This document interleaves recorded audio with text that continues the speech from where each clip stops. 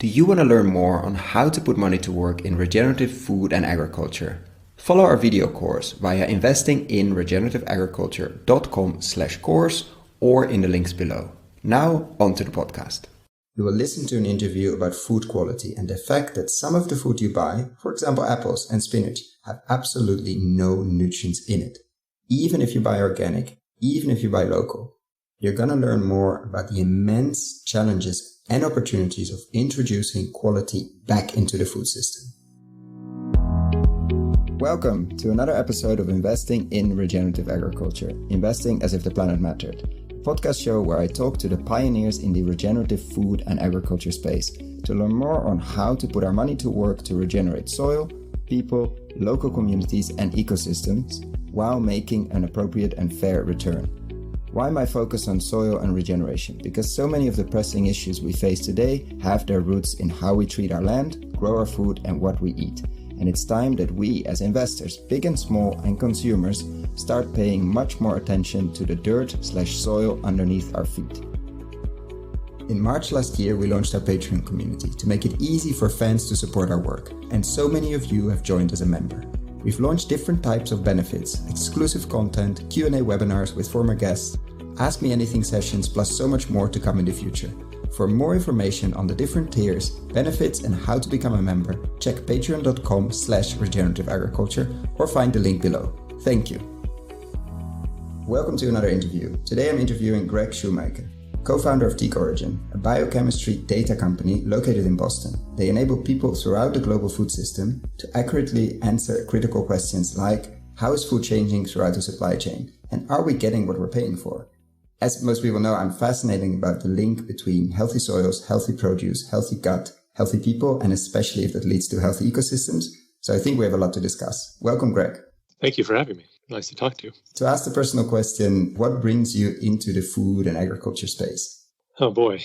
Well, I kind of stumbled into this space. I'm not a farmer, not a chef. I don't have a food science background at all. I was living in China with my family on and off for a number of years, but several years ago, and started just thinking about, what we were eating, what I was putting into my body and what I was feeding to my family. And sometimes it would have odd effects and I wouldn't know why. It would be so random and, sometimes quite upsetting.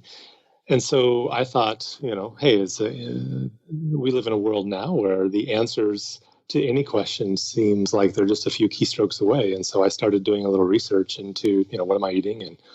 And quickly discovered, man, when you start asking that question, it just opens up Pandora's box. And there aren't really any simple answers. In fact, there's just lots more questions. And so it became something that at the time was extremely frustrating for me. And then it all of a sudden, I don't know, some moment in time happened and it became sort of my life's work or my passion. I wanted to try to figure this out, as stubborn as I might be. And so ever since then, I have been all in on trying to understand food and food systems.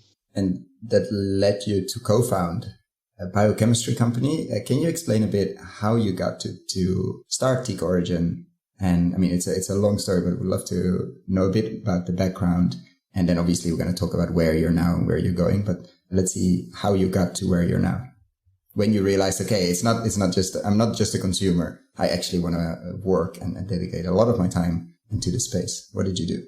Well, so I blame my daughter, who was 14 years old at the time. And she knew that I had an interest in this now. And sort of, my new obsession was now food safety and understanding food. And I just coincidentally happened to be working alongside Tesco, manufacturing some consumer products, including Android phones in and around China. And so I had that sort of lens on anyway of making products. And my daughter came to me one day with this idea that she'd seen on the internet. And it was a Kickstarter campaign for a product called Seijen. And Seijen, maybe lots of your listeners already know it, it's been around for a while now, is essentially a handheld spectrometer. Looks like a key fob, essentially shines light at organic material. It connects to a device, a phone, essentially via Bluetooth. And the idea is that it would scan this light, go up to a database, and it would return an answer to say, hey, here's what this is. So, hey, I'd never seen anything like that before. I thought it was really cool. My longtime colleague, who I work very closely with now for decades, I shared it with him. And we said, wow, this is something really worth looking at. And again, because we had the lens of making Android phones and other consumer devices, it sort of fit in along with this desire to understand food. So we looked into that a little bit deeper, and we quickly realized, hey, this is a great concept, but technically or scientifically speaking, hey, there's a lot of holes in it, because it sort of relied on consumers to crowdsource, the data, upload, hey, here's what I think I'm about to scan, and then I scan something, and those two bits of information go up into the cloud. And so there's a lot of room for error. Obviously, I have to know what I'm scanning. I could game the system. I could be wrong. I could call it an apple, and really it's a pear.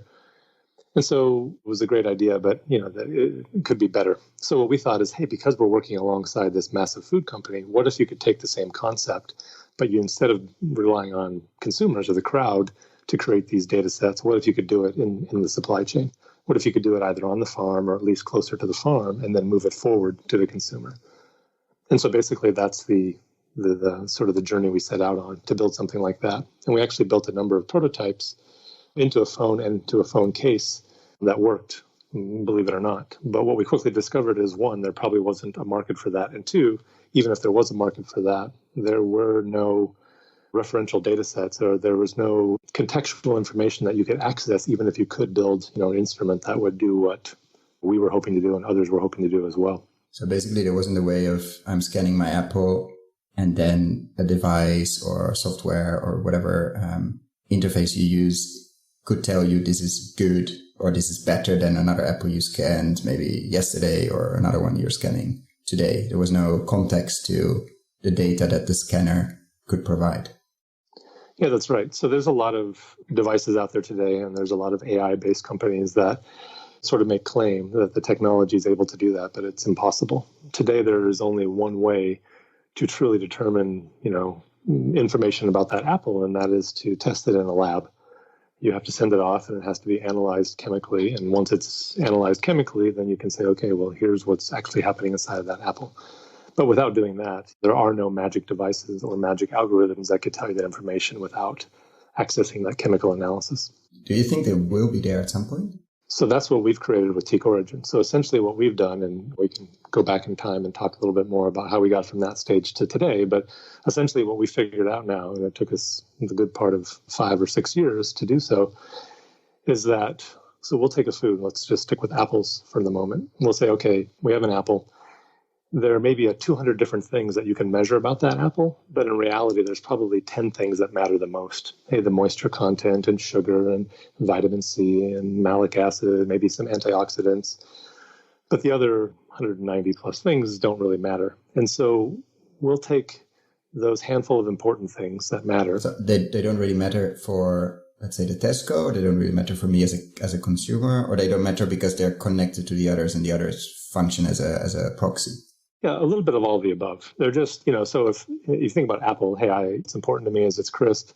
It's either sweet or tart, depending on my taste. I'm eating it for most likely health purposes, so I want there to be some vitamins in there. But there are probably some obscure minerals in there that, one, almost, are hard to detect, and two, maybe don't really actually make a difference. So we had to start somewhere. So we say, again, for most foods, it's anywhere between 8 and 20 individual things that we say, here's what's important in food. So we'll take that apple and then we'll create what we call a critical composition profile. So here's what is important from a supply chain, and here's what's important from a consumer standpoint, and here are the individual components that make up these different things. And then we'll essentially deconstruct that apple in our lab. So we have a full food laboratory here in Boston, and we'll deconstruct each one of those analytes. So we'll look and test for vitamin C and moisture and sugar and whatever else we deem important.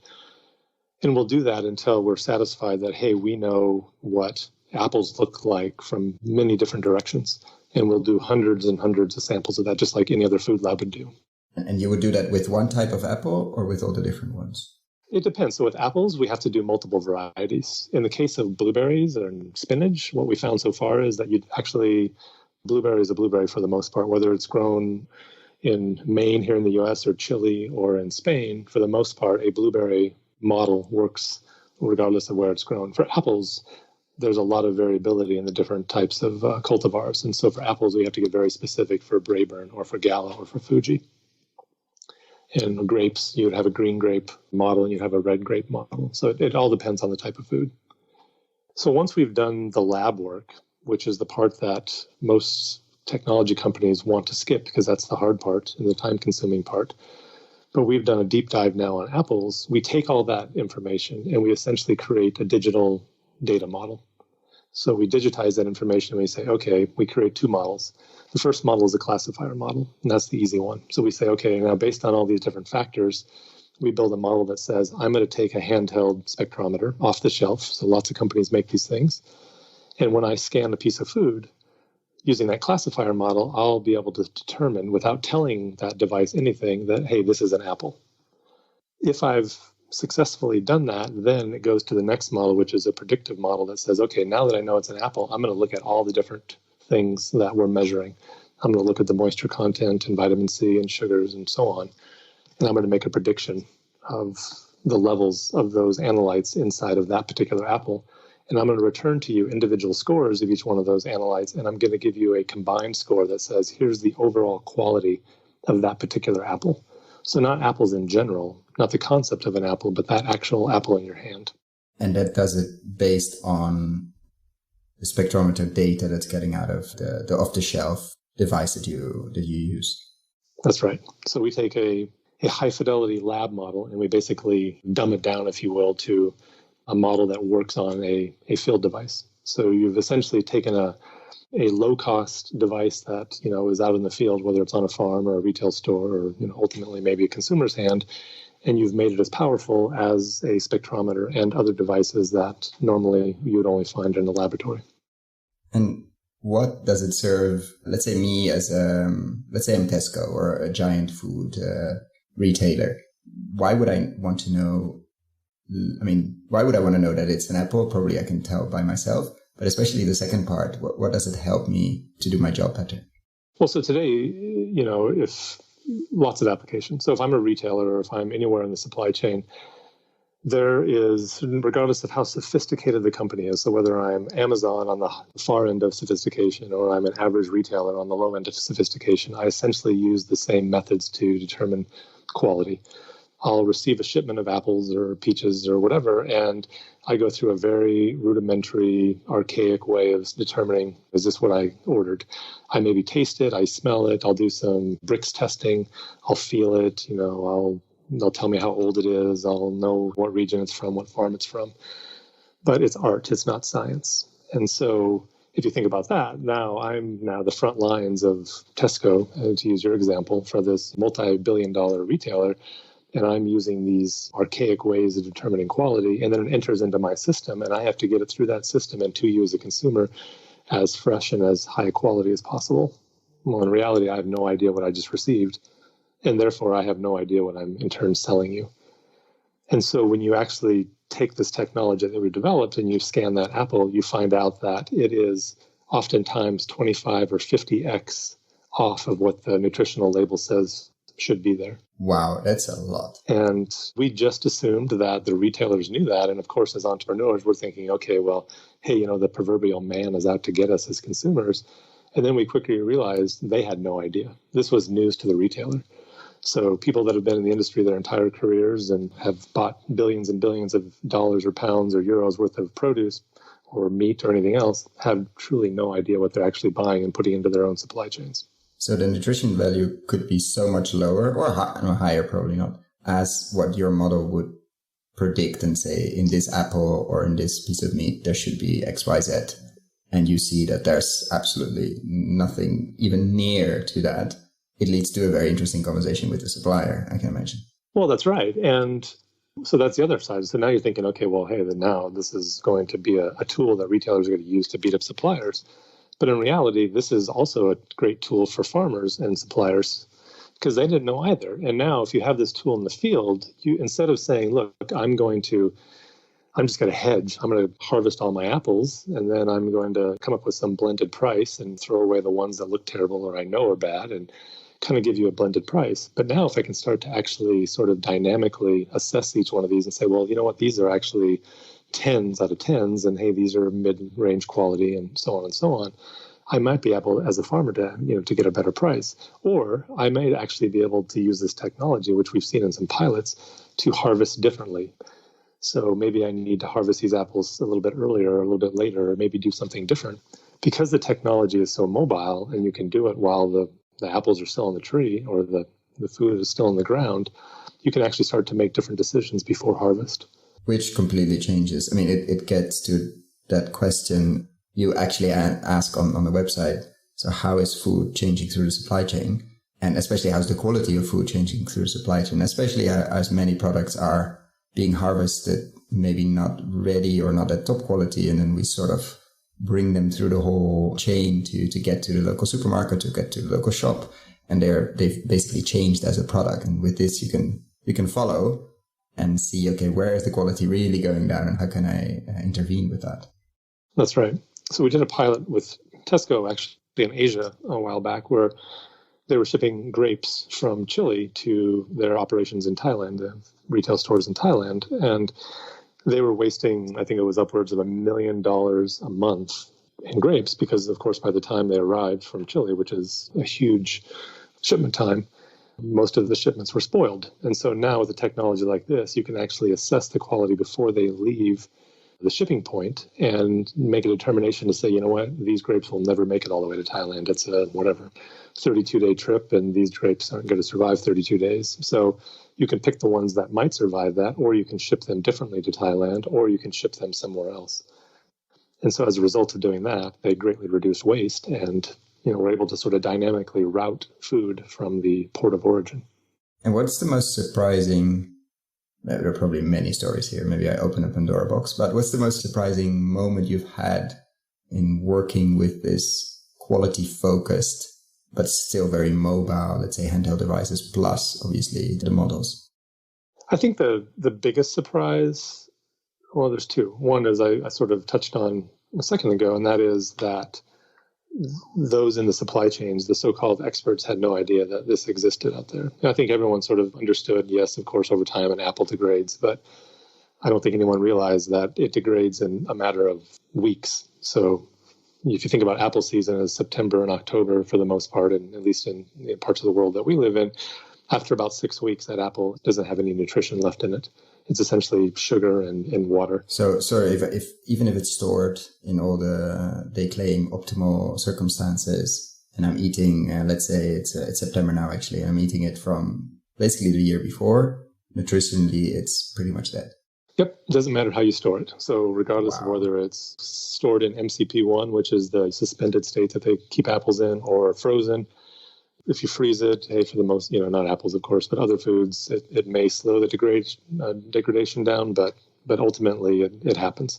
So if you're eating apples in January or February, or certainly the spring and summer, hey, it's better than a Snickers bar, but essentially it's a sugar bomb. Yeah. Yep. So that was a surprise. The second surprise, though, is that price means nothing. So regardless of how much I'm paying for this, as a consumer, essentially that price doesn't equate quality. So even if I'm going to a higher end retailer or buying at a farmer's market, or maybe buying organic versus conventional from a nutritional standpoint, so forget the environmental footprint for a minute, there are really no differences. So if I go to a particular market, say London or Boston, where we're at, and I look at apples right now, or right now is not a good time because it's kind of a blend of in season and out of season. Let's say in July, I looked at apples. Apples essentially are bad everywhere in July or February in a market. Yeah, because if you find them at a farmer's market, it means they've been stored as well. That's right. But as a consumer, I'm thinking, well, but there's vast differences in the pricing of that. So I think that's where you start to realize, well, I'm buying a story, which, hey, in some cases, that's okay. Sometimes I like buying a story, but I want to know about that. I want to know that if I'm buying an apple and I'm paying $4.99 for that apple in July, I want to know that why I'm paying $4.99 for it. I like the retailer. I like the experience. Maybe it's extra sweet or whatever, but I don't want to believe that $4.99 apple has the same nutrition as it does in October when it's right off of a tree. And so really what we're trying to get to is not, hey, stop eating apples. That's the last thing we want people to hear. It's more about, I just want people to make a more informed decision about that apple. So the whole discussion around local gets a whole new chapter, but especially the discussion around seasonal and being as close to the farm or the producer as possible. Because if you're saying, let's stay with apples, it takes a few weeks, it obviously means the longer, the less. I mean, is it a linear, like it depends probably how you store it, but is it a linear way down? And literally like, if I eat it off let's say if I eat it off the tree or if I eat it a few weeks later, it is already a different apple? Well, the answer is yes. But how do you get to that yes are always a little bit different. In some cases, it's the effects of the supply chain. How is it shipped? How is it stored? Temperature, humidity, things like that. In other cases, it's how it was grown. So sticking with the apple example for a minute, in 2017, when we first started this, living in New England, we went around to all the different New England orchards and we picked apples right from a tree. And we would have them back in our lab within the hour. So our team went out there and picked them, put them in the lab, tested them. And as you'd imagine, the nutrient contents were off the chart. Sometimes 3, 4, 5x of what the label said should be in those apples for vitamin C's and antioxidants and things like that. We went to the same orchards in 2018, exact same orchards, in some cases the same row of trees, and picked the apples and took them to the lab within an hour and tested them. And we could find almost no hint of vitamin C in the apples. And so, of course, right away we thought, well, we have a technology problem. We've broken models or something happened in the lab or whatever. Machine is broken, yeah. Yeah, exactly. And so, of course, we did it again and we tested things and all the scientists had a week and a half of freak out. And we realized, nope, everything works fine. They're just, for whatever reason, and the farmer didn't know and we didn't know, but hey, the same apples, or for the apples from the same orchards, didn't have any vitamin C right off the tree.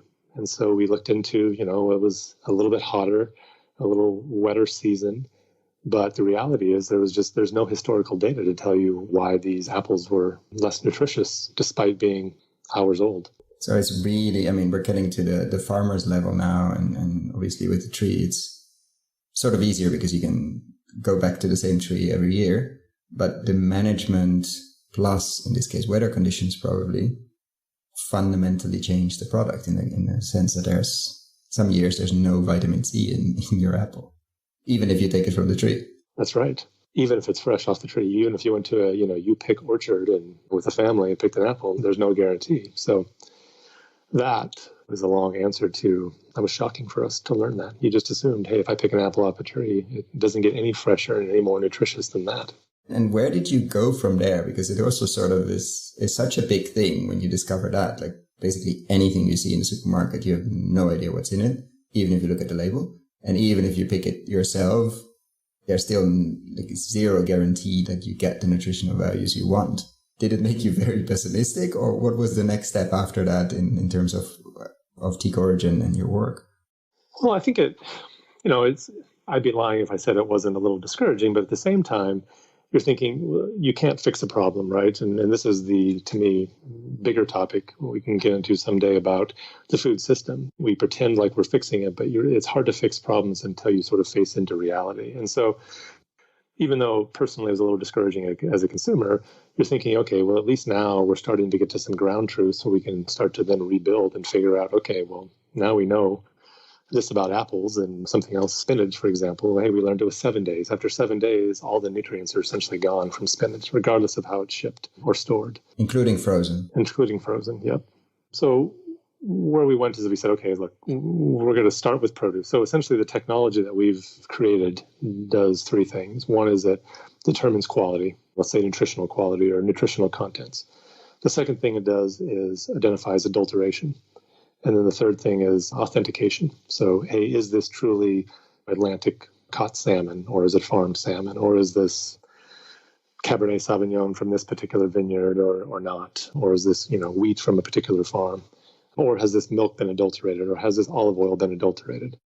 All the ones you mentioned now, I think the ones where there's an incredible amount of fraud and an incredible amount of changes happening. Yeah, so they're probably good places to start. Yeah. But then we said, okay, well, let's start where we think we can have the largest impact. Each one of those, of course, is massive impact, but let's start where we kind of have some critical mass. And so we said, let's finish off this produce thing, because apples were just kind of a place we started. And the time of year we actually started TeakOrigin, it just sort of worked out where, hey, we were coming into apple season. So just in terms of impact, because I think it's interesting for investors to go through that process as well. So you see this basically like the curtain is being pulled away and you suddenly see that everything you've been eating and working on, you don't know. And you've developed this technology to actually start knowing more of that. And you decided to not focus on olive oil, not focus on wine, which could have been very interesting from a different perspective. But you say that the most impact we can make is in produce. Can you explain a bit why you thought that and decided, because you had to focus and you couldn't do all of it, obviously, not only because you started in apples, but I think there's more reason behind it. Yeah. So what we've done now is we've created essentially models for the top, call it 12 produce items, which represent about 60% of the fresh produce market. And the idea there is, hey, quality is something that's much easier to impact because of sort of two things. One is on the supply chain side of things, the example I gave about grapes at Tesco and, getting things through the supply chain faster or more efficiently. We feel like we could influence or affect change there quickly and start to, have a positive impact. Secondly, on sort of the more anecdotal side of things, everyone we told this story to, we've told it to thousands now over the years about sort of the TeakOrigin concept. The thing that sort of resonated the most with people were simple things like the apple story. I didn't realize that if I wanted to get the vitamin C equivalent of an apple, in some cases I'd have to eat 25 apples to get that vitamin C. And so people could relate to that. It wasn't talking about farm-caught salmon and Atlantic-caught salmon. Hey, some people care about that. Some people don't know what you're talking about. Hey, some people don't care about whether my wine is real or not. But everyone related to the apple story. Everyone related to leafy greens and spinach or produce and freshness. And so we thought that was just a good place to start from both a consumer standpoint to get them sort of aware of this and starting to question and think about their food, and for the supply chain to jump into action.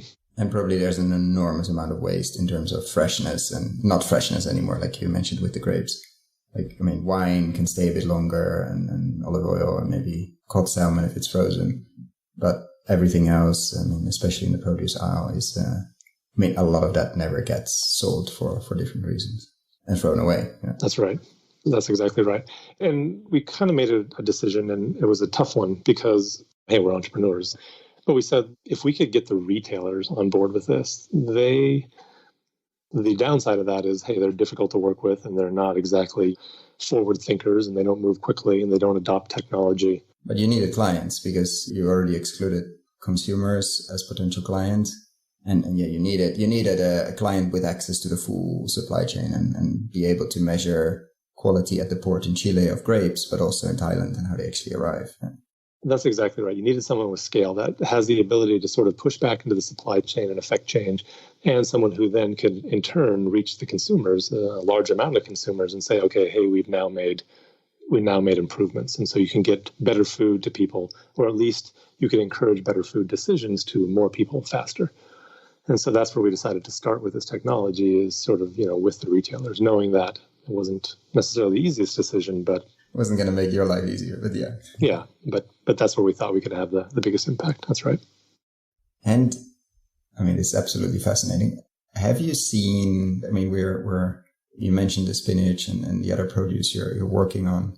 In terms of management of soil, I think to get back to the podcast and regenerative agriculture, have you seen anything there? You mentioned organic versus non-organic doesn't make any difference if you look at the nutrition value, because in July, both of them are bad anyway, if you consider apples in our area of the world. What have you seen in terms of management? What have you seen in terms of the farms you maybe have visited? What have you seen there? And is there like this holy connection that everybody talks about of healthy soils and healthy produce and thus healthy gut? What have you seen there? Well, so I'll say first that we haven't done a lot of looking into specific changes or practices on a farm. In fact, I think you're going to be seeing him in a few weeks, David Montgomery. And we actually have had a number of conversations with him where we're actually going to work alongside David and his wife to do some studies on, different types of practices. So, hey, here's a farm that's practicing regenerative agriculture and here's one that's not. And what are the differences? So side-by-side comparisons. That would be amazing because they're bringing out a book. That's right. Him and his wife, right? Yeah. Specifically on this connection. Yeah. Cool. I had him on the show 2 years ago, maybe, on Growing a Revolution, like the current book on his journey in regenerative ag. Well, that's how we ended up talking. So he was speaking at an event that I was at recently, and he said, hey, I'm having a difficult time writing my latest book because I can't get access. There's no data out there. And so I'm trying to prove, hey, that this regenerative agriculture is better, or it produces better food, but I can't find any data to support that. And so then we started talking. And anyway, but I will say this, that what we have been able to prove is I can tell the difference. So as I build this model up, and again, it seems like we're sticking with apples. So as I build the apple model up, you can choose any other crop, but apples are apparently, I mean, from all your conversations, it's such an easy, something that everybody probably eats every now and then. Yeah, that's right. Exactly. Everyone knows the apple, right? Apple a day. As I build the apple model, if I know the orchard that it came from, then we have a 96% accuracy in predicting the farm or the orchard where it came from. So if I know that farm A is using a very specific type of practice or doing something specific with its soil, and farm B is not, or they're doing something different, now as a buyer, whether I'm a consumer or a supply chain customer, and I want to prove that, hey, these apples or this wheat or whatever it is coming from farm A that's using these type of practices, I can at least validate that. Because the challenge today, I think, from what I understand the supply chain and the time I've spent in it, is all the farms are, a lot of farmers are trying to do the right thing and do better things and investing in regenerative agriculture. But once it hits the supply chain, then things are just called food, or they're just called apples, or it's just called grain. And so it's really difficult to differentiate between the different growing practices. And so at least we're not the end-all be-all solution, but we're a solution that you're able to say, okay, hey, I know I can prove that this came from this farmer that are doing the right things. Yeah, I think you see it. A lot of farmers almost are pushed into selling directly because the market and the commodity market just doesn't value quality. And if they've done all the work, like you said, they invested, they spent a lot of time building their soil, and the market just pays the commodity price, it sort of doesn't make sense. And you see a lot of them actually trying to go directly. But of course, if you have a scale, and probably has been limiting the Regen Ag movement, that besides, if you're too big, basically, to go to the farmer's market every Saturday to sell your stuff, then you sort of are left out of this movement so far. And you see now some big retailers or some big food producers actually start to look more and more into quality because of products like and technologies like yourself. And because there hasn't been any focus or any demand or any moment that basically retailers or suppliers could actually ask for a certain kind of quality, and then could actually test if you could actually do that, unless going to a lab, which is extremely expensive and probably too far from any farm to do. So I think that has been limiting the Regen Ag movement for a long time, as you could do small scale and sell direct, which is great. But if you do 1,000 acre or 1,000 hectare farm, it gets into a whole different, you need to sell a lot of direct things to make that work. I think that's right on. I agree with you 100%. And so what are you working on? Like, it's now September 2019. What are you working on now? What are you most excited about? If you can share that, obviously, in terms of TeakOrigin.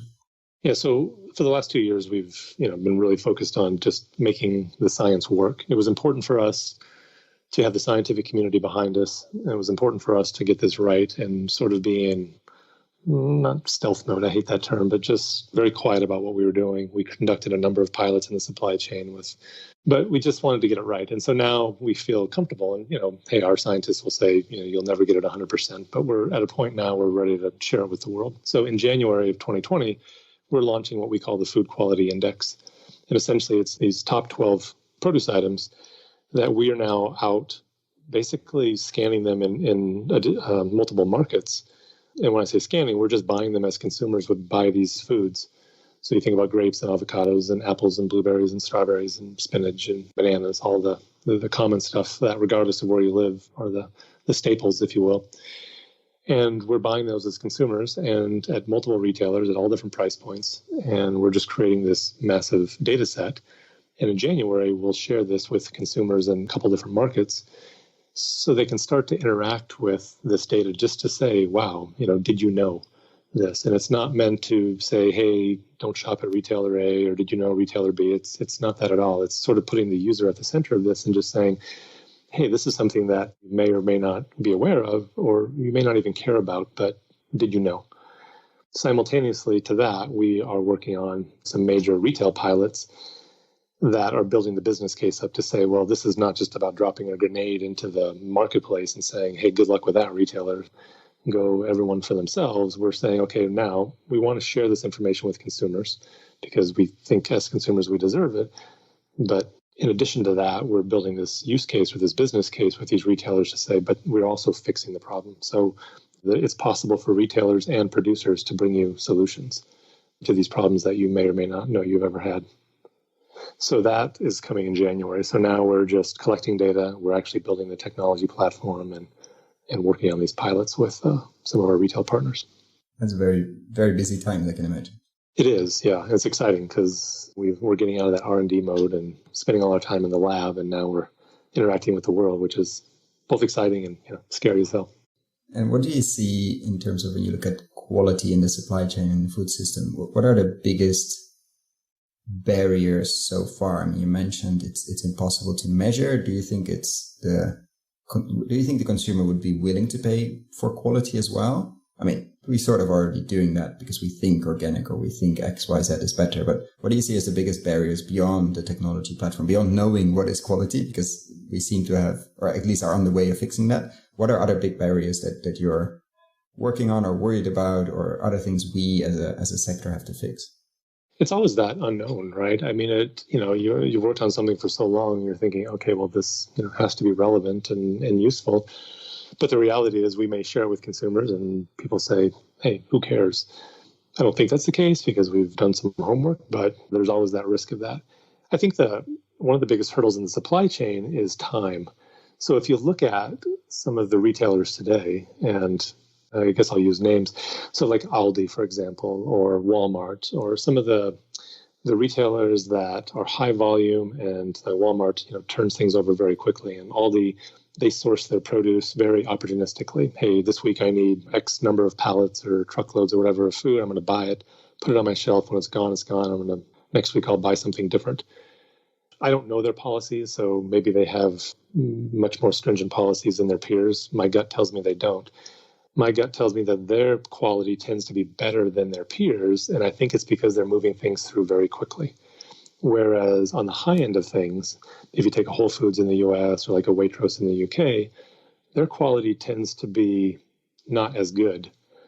And I think it's not because they have lower standards or they're doing anything different, other than they're just not moving food through the supply chain as quickly. So I don't know how to solve that problem at Whole Foods or a Waitrose, but I do know that we have enough data now that says if you can get things moving through quicker, then common sense says because quality only lasts so long, you're going to have higher quality in the store or at the consumer end of things.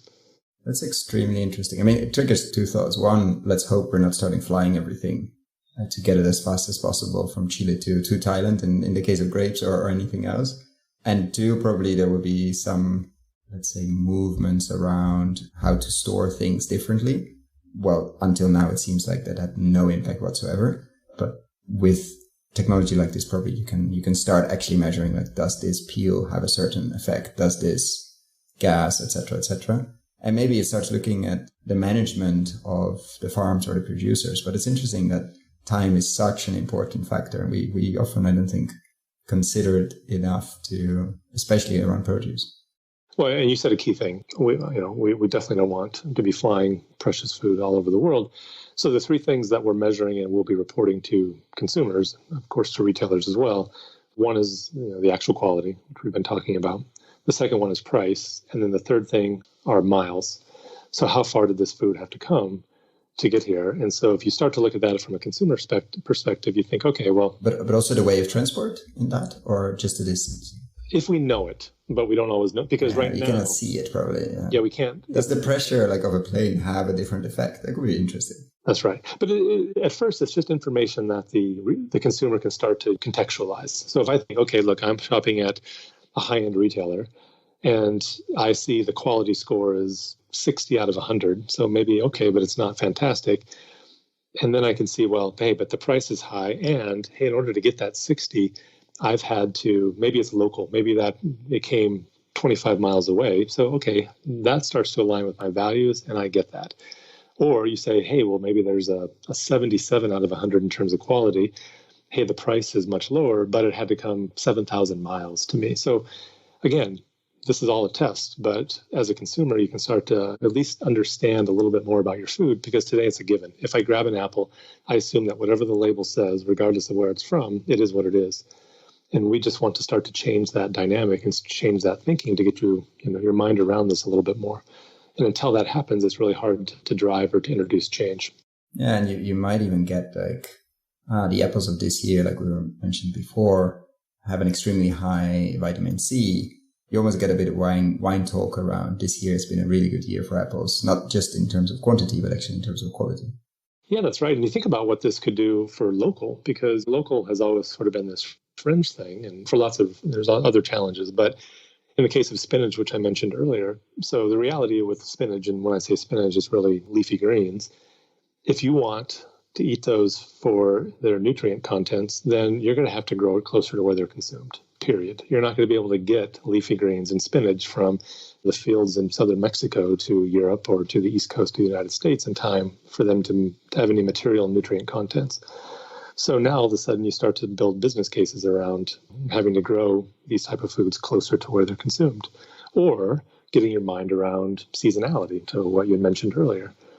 You think about, what is it now, 3 generations maybe that have no idea about seasonality of food, right? I mean, I know I'm old enough anyway to remember, hey, there was a cherry season and a watermelon season. And nowadays it's a concept on my teenage kids. They have no idea what I'm talking about. Yeah, and I think it gets to price as well. Everybody's always talking about it's too expensive to buy good quality. I mean, we don't even know what good quality is, but let's say in a year from now, we know, and it's open and everybody can tell. But then suddenly if you have to eat 25 apples to get to the same level of the other apple that you could also buy, suddenly the whole price difference of a few percent, of even 10 or 20% doesn't really matter if you're going for nutrient. But I think healthcare will be a very important point there, but we need to know before unlocking that. But then suddenly the price discussion becomes becomes nutrients per euro or per dollar, or nutrients per pound. And it's very interesting, very scary for, I think, anybody in the food system, but also very interesting from especially people semi-out like we are. Well, it's funny because we've been doing these interviews, and I think about 36 interviews now with retail executives from around the world as we were developing this user experience for our platform. And these represent producers and retailers from all around the world. And when you talk to them, we call it the split screen effect. So when you're telling about this and we're having a conversation similar to the one we're having now, when they put their individual or their consumer hat on, they're very interested in this. Wow, I want this, or I wish I had this, or my wife, or my family, this would be very useful. I could see how I would use this at home. And then something you said just triggered this thought. But then they sort of say, well, wait a minute. And they put their day job hat back on and they say, well, you can't communicate price. That's not right. And hey, you can't, this is dangerous to be able to communicate this to public, just sharing quality information. And it's funny to see this sort of Jekyll and Hyde thing happening in their minds. It's this traditional mindset of being in the supply chain. And then there's this oh, wait a minute, but I'm also a consumer too. So it's happened, I think, in 100% of the conversations we've had so far. And is that difficult because some of these are your clients? And do you get tension there as well? Like, transparency is great, but only to a certain extent. For sure. And so part of the reason why we've decided to kind of take this dual approach, hey, let's share this in a very measured, in a very constrained way with consumers, is that these same retailers and these clients have admitted they sort of need that nudge. It's not going to be enough for one of their peers to adopt this technology and then, sort of all the dominoes fall. They're going to need the tension. Retailers tend to make changes when their customers demand change. And so I think as much as they sort of resist it and don't necessarily like it, they also get it. Until their customers sort of say, well, wait a minute, I looked at this week's results from the Food Quality Index and I see that, hey, you're not doing so great. And that's going to drive change. And at the same time, the retailer is going to come from the other direction to say, well, hey, guess what? We've been working on our avocado problem, or we've been working on our blueberry problem. And so it's never going to perfectly meet in the middle, but we have to take this sort of dual approach. Yeah, I think it makes a lot of sense. I want to be conscious of your time. I think there's so much more to cover, but I want to end with a few questions I usually ask. And one of that is, it's inspired by John Kemp, who I interviewed before, who's doing a lot of work on actually fruit quite a bit. And What do you believe to be true about modern agriculture? Could also be regen agriculture. What would you prefer? That others don't believe to be true. I think the scientific worldview is no substitute for human life. I don't want food, regenerative agriculture, or the modernization of the food system to make the same mistakes that we've made with climate change and other things. If we can't find a way for the masses to understand what this means to me, what does this change? And if you go to a regenerative agriculture conference, hey, there's 150 different definitions of what it is, and this grass-fed, and it's organic and permaculture and whatever, and you get that across all sort of the food system these days. Everyone's driving change.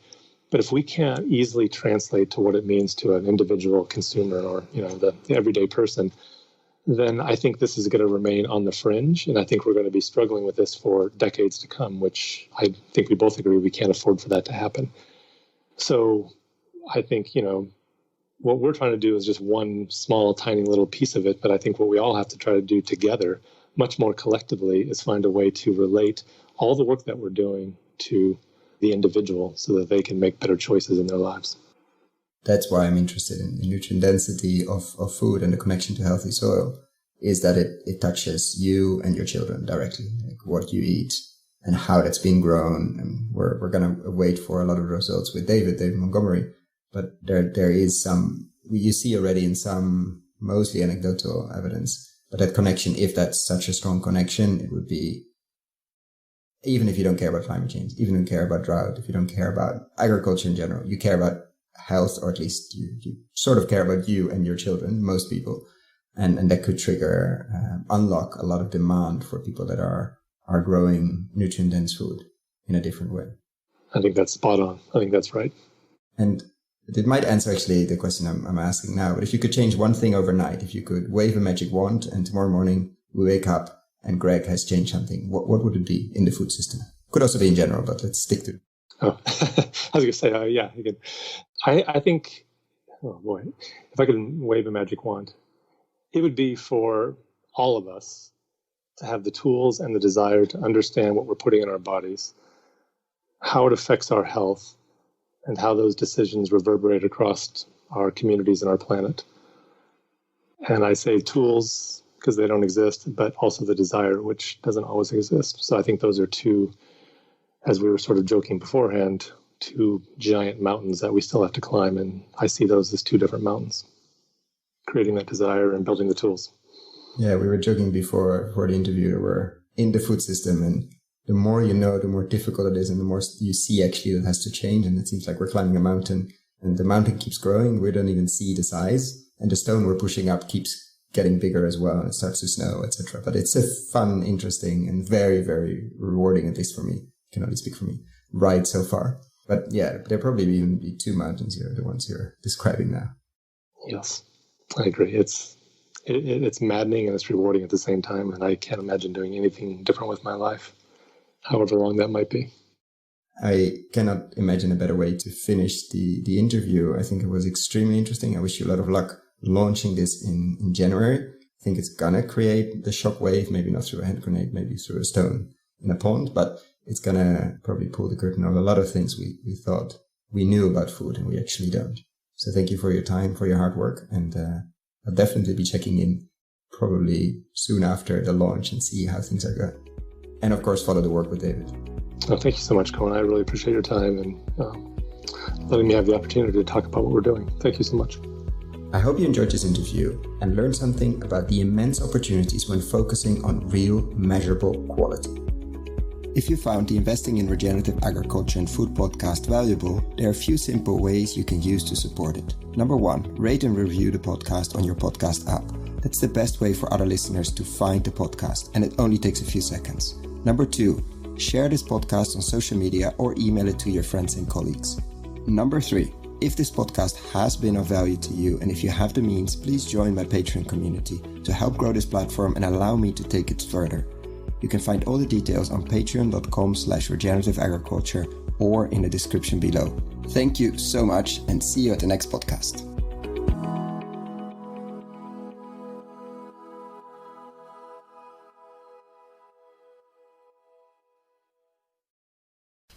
Dear friends of the podcast, I'm super excited to share with you the online video course Investing in Regenerative Agriculture and Food. How to put money to work in regenerating soils at scale and growing a lot of tasty food while doing it. Why are we doing this course? After 100 interviews and more than 100 hours of audio asking the question how to put money to work in regenerating soils, and have been following the space since 2011 and recording these podcasts since 2016, we thought it was time to share our lessons learned. What have we seen in the space over the last years? How have we built our decision-making framework? What to focus on with the podcast? How have we picked interviewees? What questions should you ask? What is happening in the space? What should you read? What should you listen? What should you watch? How to approach this space? For whom is this course? You, the soil builders and investors in this space. The soil builders, people working in this space, entrepreneurial farmers, fund managers, vehicle builders, crowd investing, platform builders, agtech companies, farm-to-gut food companies, permaculture, keyline designers, holistic management consultants, etc., etc. People that are building soil at scale. And the investors who are putting their own money to work through their family office or as private individuals, or people who are putting other people's money to work through foundations, institutional capital, banks, insurance companies, etc. Is this course free? No. This is pay what you think it's worth. Meaning, I have no way of knowing what this course will be worth to you. And I'm very aware that among the listeners of this podcast, we have people with very different means. So I'm inviting you, if this course is creating value to you, and if you have the means, to consider paying what you think it's worth. Thank you. So what is this course? It's currently a series of 17 videos, mostly ranging from 10 to 15 minutes, plus PDF slides, so you don't have to ride along. We're gonna look into why invest in regenerative agriculture and why extractive agriculture is so risky, how to invest, what kind of frameworks you could and I think should build, what to invest in, what kind of co-investors you could find, or what kind of investors you could find if you're a soil builder. Every lesson will have a digging deeper part where I will share what kind of reports, what kind of interviews, what kind of videos you can look into if you want to dig deeper. We're going to look at nutrient density, landscape design, and a lot more. So what is it not? It's not a list of investable deals. Unfortunately, that doesn't exist in this world. We're really at the beginning of the regenerative agriculture and food revolution. It's also not investment advice. Before making any investment, please find professional investment advice. So get ready, get a cup of coffee, a cup of tea, or whatever you're drinking. Click on the link below, sign up, and I'm really looking forward to your feedback.